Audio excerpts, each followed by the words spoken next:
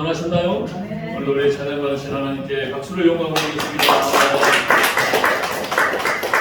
아버지하고 반갑게 우리 송구영신 인사 한번 드리겠습니다. 한 해 동안 수고 많으셨습니다. 한 해 동안 수고 많으셨습니다.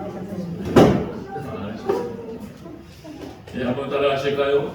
세상 끝날까지 나와 함께 하시는 하나님, 세상 끝날까지 나와 함께 하시는 하나님이라는 제목으로 함께 은혜를 나누고자 합니다. 오늘이 2024년 마지막 주일 예배입니다. 지금까지 지내온 모든 것 전적인 하나님의 은혜였는 줄 믿습니다. 하나님께서 나와 함께 하지 않으셨다면, 하나님께서 나를 사랑하지 않으셨다면 저와 여러분의 오늘은 없는 것이지. 그래서일까요? 사도 바울의 그 영광스러운 그의 귀한 간증의 고백이 생각나는 아침입니다. 우리 고린도전서 15장 10절 말씀 우리 큰 목소리로 우리 같이 한번 읽어볼까요? 시작. 그러나 내가 나된 것은 하나님의 은혜로 된 것이니 내게 주신 그의 은혜가 헛되지 아니하여 내가 모든 사도보다 더 많이 수고하였으나 내가 한 것이 아니고 오직 나와 함께 하신 하나님의 은혜로라. 아멘.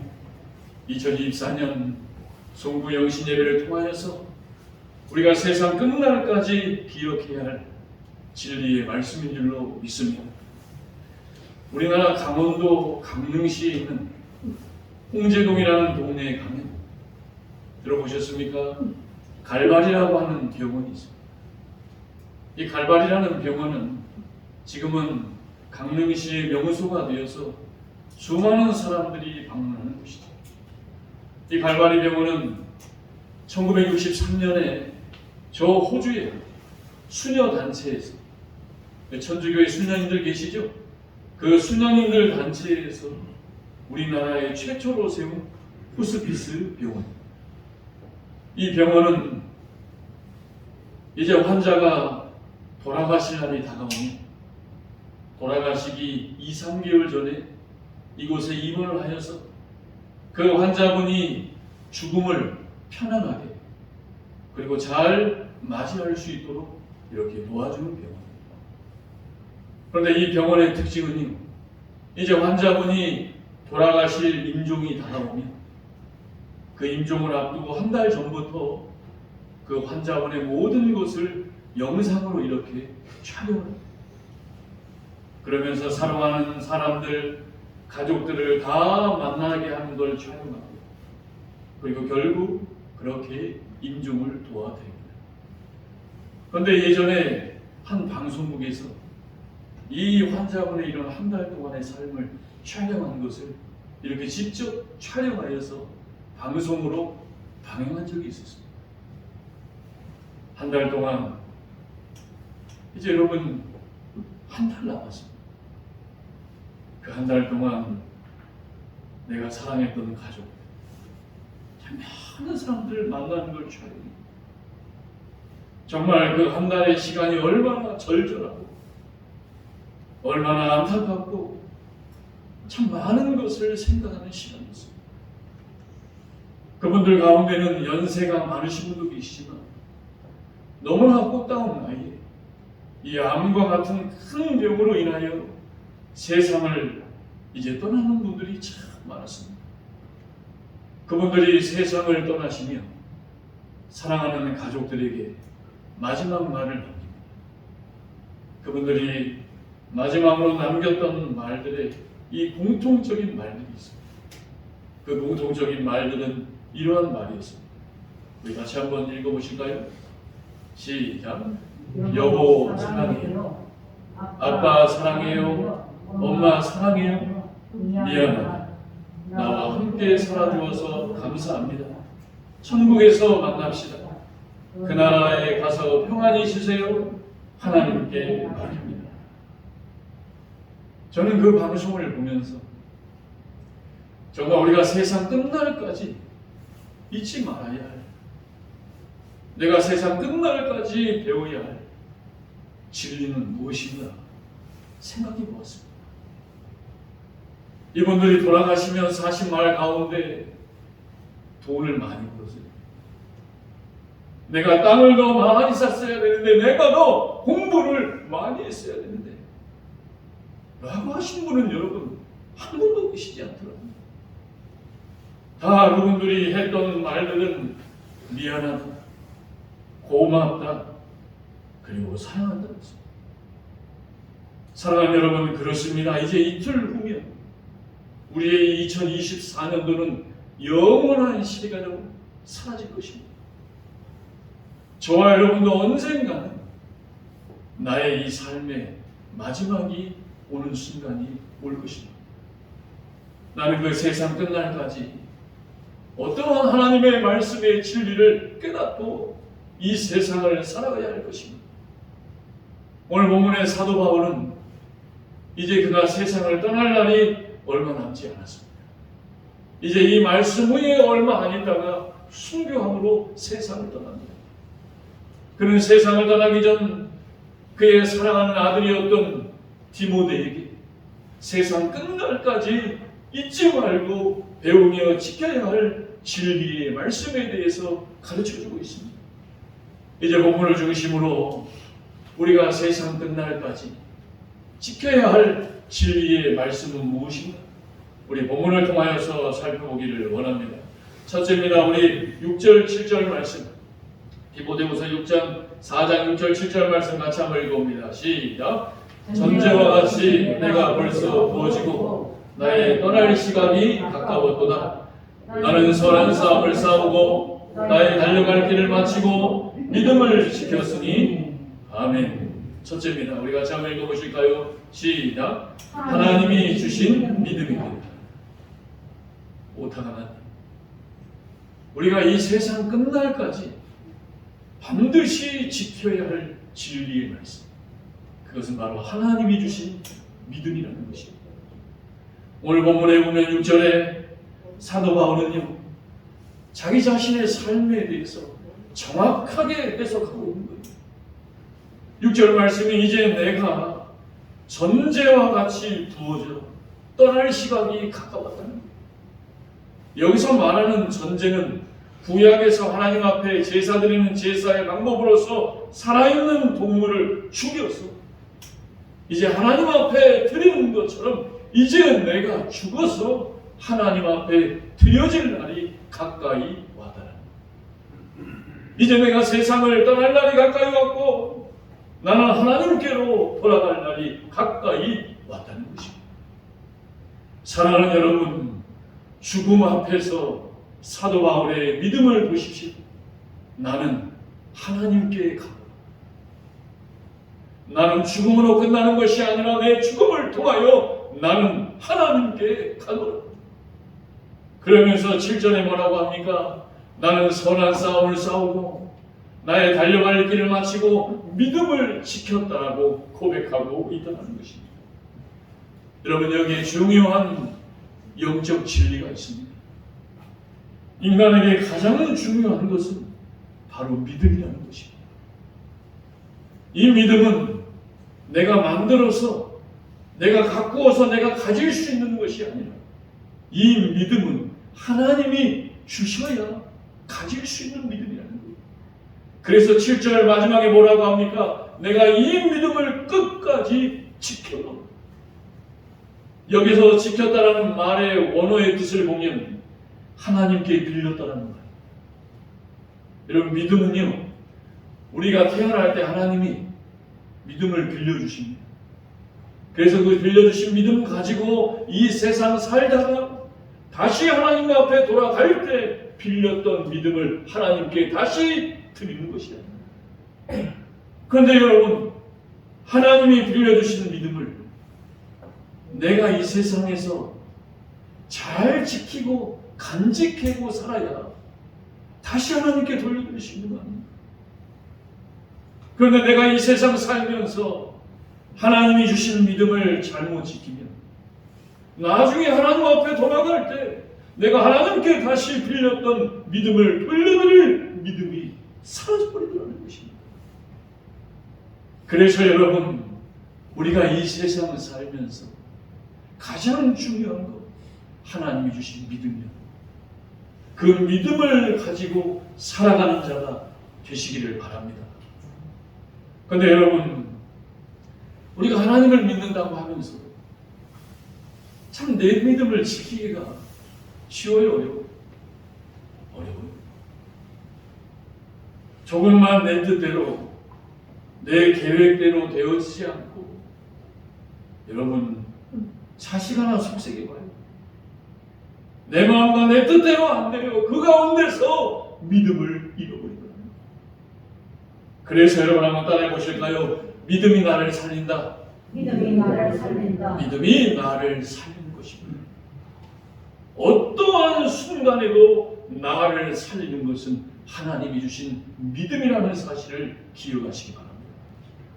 그래서 로마서 1장 17절에 이렇게 기록합니다. 같이 한번 읽어봅니다. 시작. 복음에는 하나님의 의가 나타나서 믿음으로 믿음에 이르게 하나니 기록된 바 오직 의인은 믿음으로 말미암아 살리라 함과 같으니라. 아멘. 믿음으로 믿음이 이르게. 할아버지의 믿음이 아들에게 이르고 아들의 믿음이 내 손주에게 이르고 믿음의 믿음으로 이르게 해야 뭐로 산대요? 믿음으로 말미암아 산다. 여러분 무엇으로 산다고 믿으십니까? 나는 내가 돈 열심히 벌면 잘 살 수 있지. 나는 내가 최선을 다하면 사는 것이지 아니라는 거예요. 우리는 뭐로 사는 거래요? 믿음으로 말미암아 산다. 저와 여러분은 믿음으로 말미암아 산다는 것입니다. 그리고 베드로전서 1장 7절에도 이렇게 기록합니다. 같이 한번 읽어봅니다. 시작. 너희 믿음의 확실함은 불로 연단하여도 없어질 금보다 더 귀하여 예수 그리스도께서 나타나실 때에 칭찬과 영광과 존귀를 얻게 할 것이니라. 아멘. 여러분 7절에 봐보세요.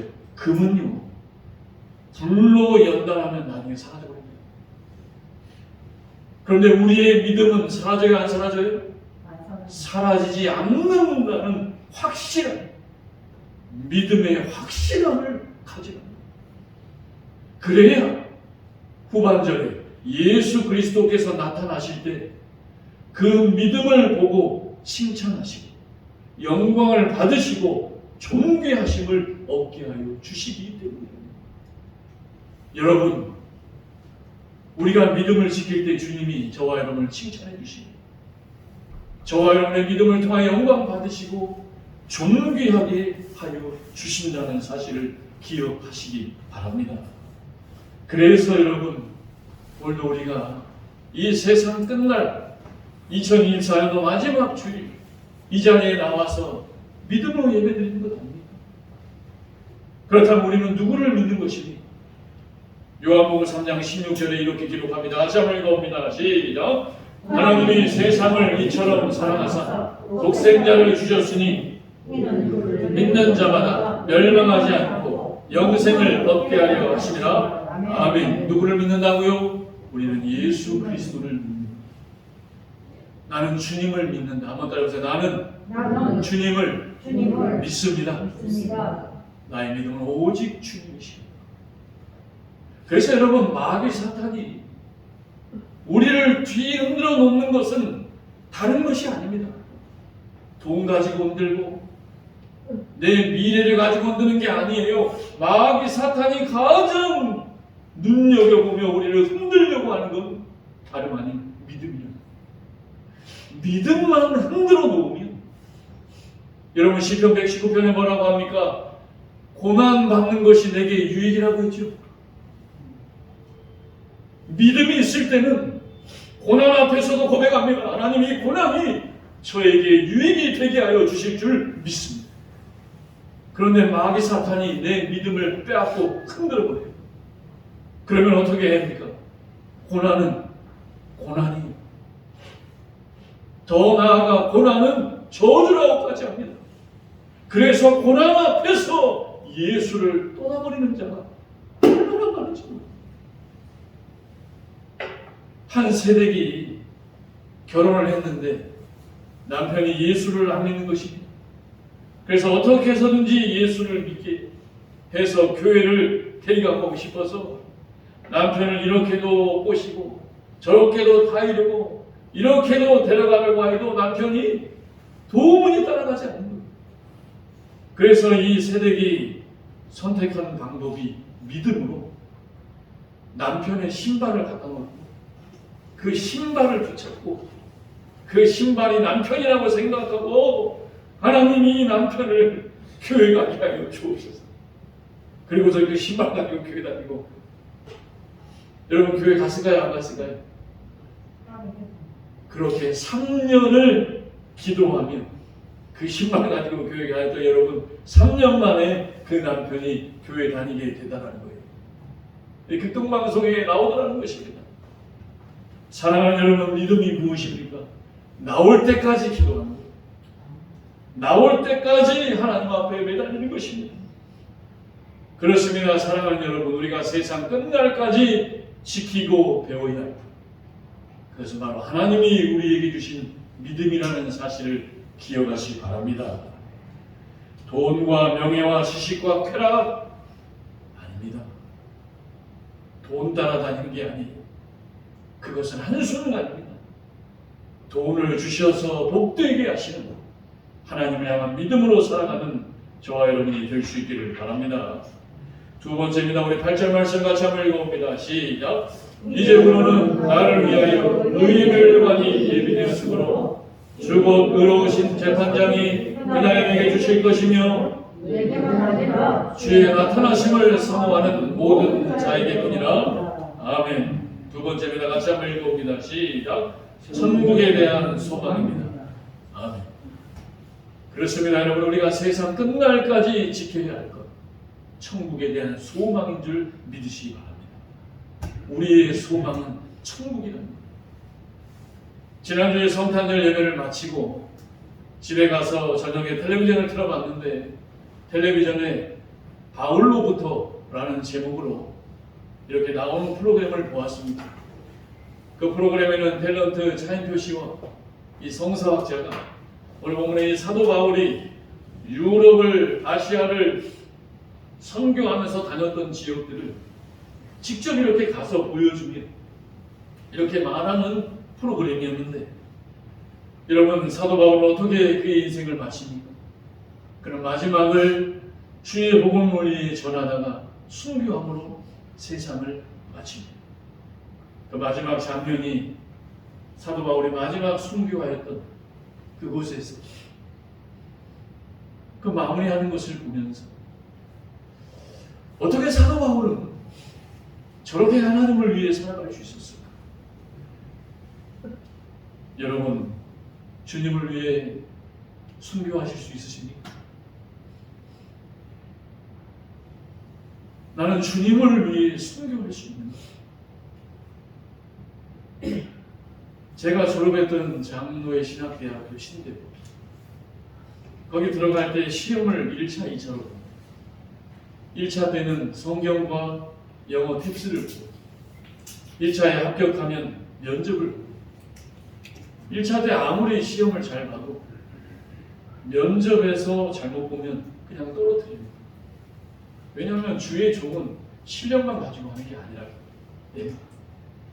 근데 2차 면접을 볼 때 보면 아주 대답하기 어려운 힘든 질문을 하고는 합니다. 제가 아는 목사님이 1차에 합격을 하고 2차에 면접을 보러 들어갔는데, 그 당시 면접관들이 한 10개 방에 한 방당 교수님들이 3명씩 10개의 방으로 나뉘어져 있는데, 이 목사님이 그 당시 땐 청년이죠. 이제 하나님의 길 가겠다라고 이제 청년 시절에 1차를 붙고 2차 면접관을 들어갔는데, 들어가자마자 가운데 앉은 교수님이 이렇게 묻더라는 것입니다. 자네는 주님을 위해 순교할 수 있는가? 그러자 이 청년이 그냥 몸이 확 얼어버리더라고요. 그럼 뭐라고 대답을 해야 할지 몰라서 이렇게 대답했다. 교수님, 제가 머리로는 순교할 수 있을 것 같은데 직접 순교로는 못할 것 같습니다. 그랬더니 교수님이 불합격. 나가보라고. 그래서 1년을 다시 공부했어요. 그래서 다시 공부해서 또 1차를 붙고 2차의 면접을 갔는데 여러분 그 30명의 교수 방 중에 또 앞에 간 데가 작년에 면접 봤던 그 교수님 방에 또 들어간 거예요. 아니나 다를까 앉았더니 또 똑같이 묻더랍니다. 자네는 주님을 위해 순교할 수 있는 것? 그때 이 목사님은 이렇게 대답했다. 교수님, 작년에도 교수님은 저에게 똑같이 묻으셨을 때 저는 그때는 주님을 위해 순교할 수 없다라고 얘기했지만 이제는 주님을 위해 순교할 수 있습니다. 그랬더니 여러분 교수님이 합격. 나가보라. 그래서 여러분 그렇게 합격해서 지금 저 해외에 선교 나가셔서 목숨을 담보로 바치며 선교하고 계십니다. 사랑하는 여러분 그렇습니다. 정말 나는 주님을 위해 순교할 수 있습니다. 그 물음 앞에 내가 주님을 위해 순교할 수 있습니다라는 그 대답. 여러분 천국에 대한 소망이 없는 자는 할 수 없더라고요. 그래서 여러분 오늘 8절 말씀에 뭐라고 합니까? 이제 후로 내가 죽고 나면 나를 위하여 무슨 멸관이 예비되어 있대? 의의 멸관이 예비되어 있을 걸 나는 믿는다는 거예요. 그리고 죽어도 들어오신 재판장이 그날에 내게 주신다는 거예요. 여기서 말하는 그날이 무엇입니까? 내가 죽고 나서 주님과 함께 천국에 사는 그 날을, 천국의 날을 소망하는 자만이 여러분 주님을 위해 살아갈 수 있고 주님을 믿는 자답게 살아갈 수 있다. 제가 신대원 다닐 때 매주 유명한 목사님들이 오셔서 설교를 하십니다. 그런데 여러분 가장 은혜로운 시간은요, 저 오지에서 선교하시다가 수십 년 만에 잠깐 한국 들어오셔서 오신 선교사님. 그분은 여러분 서가지고 별 말 없어요. 여러분 주님을 위해 순교할 수 있습니다. 천국의 소망이 있어야 주님을 위해 살아갈 수 있거든요. 그래서 여러분 우리가 잘 아는 C.S. 루이스 교수는 이러한 위대한 마음이 있습니다. 우리 천천히 깊이 생각하면서 한번 같이 한번 읽어보겠습니다. 시작. 내가 이 땅에서 모든 것을 가져도 만족할 수도 없고 세상이 채워줄 수 없는 갈망이 있는 것은 나는 다른 세상을 위하여 지음을 받았기 때문이다. 이해가십니까? 내가 이 땅에서 모든 것을 이렇게 가지려고 해도 만족이 없고 세상이 채워줄 수 없는 갈망이 있는 것, 저와 여러분은 다른 세상을 위하여 지음받았기 때문에. 그 세상이 어디입니까? 천국이에요. 저 천국을 위하여 저와 여러분은 지음을 받았다라는 사실을 세상 끝날까지 기억하며 살아가시는 저와 여러분이 될 수 있기를 바랍니다. 마지막 세 번째입니다. 우리 8절 읽고 마치겠습니다. 시작. 이제 오르는 나를 위하여 의의 멸관이 예비되었으므로 의로우신 재판장이 그날에 내게 주실 것이며 내게만 아니라 주의 나타나심을 사모하는 모든 자에게 되니라. 아멘. 세 번째입니다. 같이 한번 읽어봅니다. 시작. 하나님이 주신 사랑입니다. 아멘. 여러분 사도 바울은요 이제 죽음을 앞두고 죽어가면서도 그는 남을 향한 소망의 인생을 살아가더라. 내가 지금 어렵고 힘들고 죽음이 내 앞에 있을지라도 사도 바울은 남을 위해 소망의 말, 남을 위한 꿈의 말을 하더라는 것입니다. 왜 그렇습니까? 그것이 바로 주님의 삶입니다. 그래서 여러분, 저와 여러분도 마찬가지입니다. 예수 믿는 자는요, 아무리 어려워도 소망의 말을 하십니다. 누가 나를 공격하고 핍박할지라도 우리는 소망의 말을 할 수 있어야 돼요. 왜요? 주님이 저와 여러분을 그렇게 사랑해 주셨기 때문에. 예전에 KBS에서 성탄절 특집으로 우리가 잘 아는 사랑의 원자탄이라는 손양원 목사님의 일대기를 죽음보다 강한 사랑이라는 제목으로 보여줬던 적이 있습니다.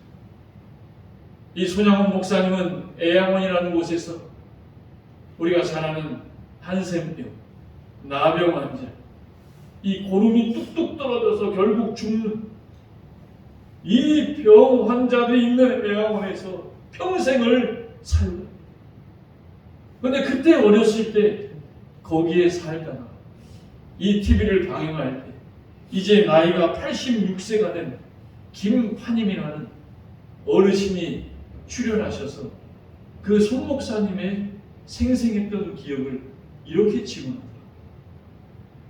그 손 목사님은 자식도 못하고 친척도 못하는 그 나병 환자의 고름을 입으로 이렇게 빨아내셨다.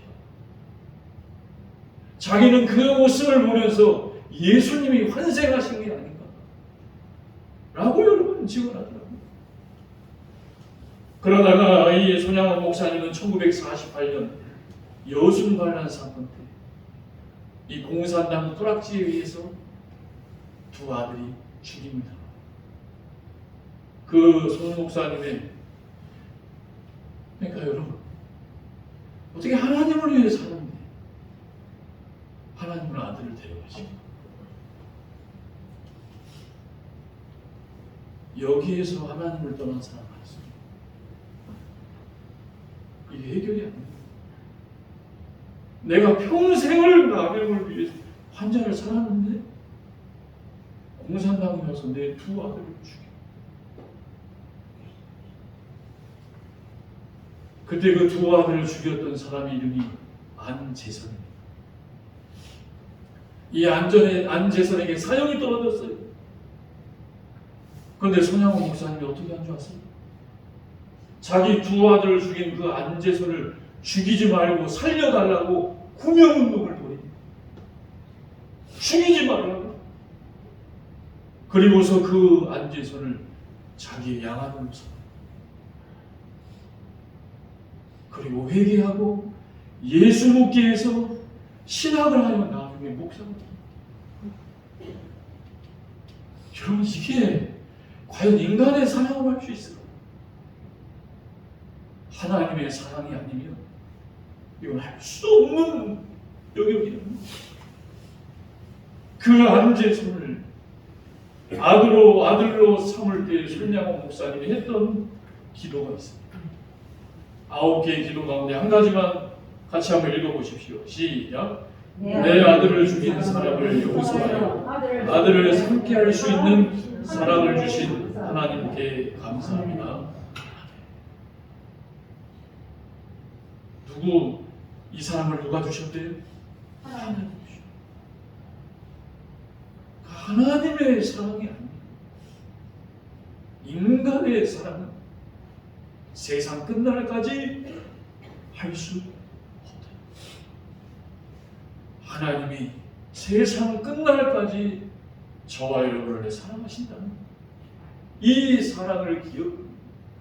비록 우리는 손양원 목사님처럼 살아갈 수는 없을지요. 가까이 있는 내 가족, 내 아내, 내 남편, 내 형제, 자매들이라도 하나님 주신 사랑으로 사랑하는 자가 되어야 하지 않겠습니까? 우리 마지막으로 고린도전서 13장 13절 읽고 마치겠습니다. 시작. 그런즉 믿음, 소망, 사랑 이 세 가지는 항상 있을 것인데 그 중에 제일은 사랑이다. 세상 끝날까지 믿음, 소망, 사랑으로 살아가시는 저와 여러분이 될 수 있기를 주님의 이름으로 축원합니다. 이 시간 말씀을 생각하며 우리 결단의 기도 드릴 때 사랑의 아버지 하나님 그렇습니다. 세상 끝날까지 하나님 주신 믿음, 저 천국을 향한 소망, 하나님 주신 사랑으로 살게 하여 주옵소서. 우리 주여 한번 부르짖고 말씀을 생각하며 결단의 기도하며 나아갑니다. 주여 할렐루야. 사랑의 아버지 하나님 감사합니다. 세상 끝날까지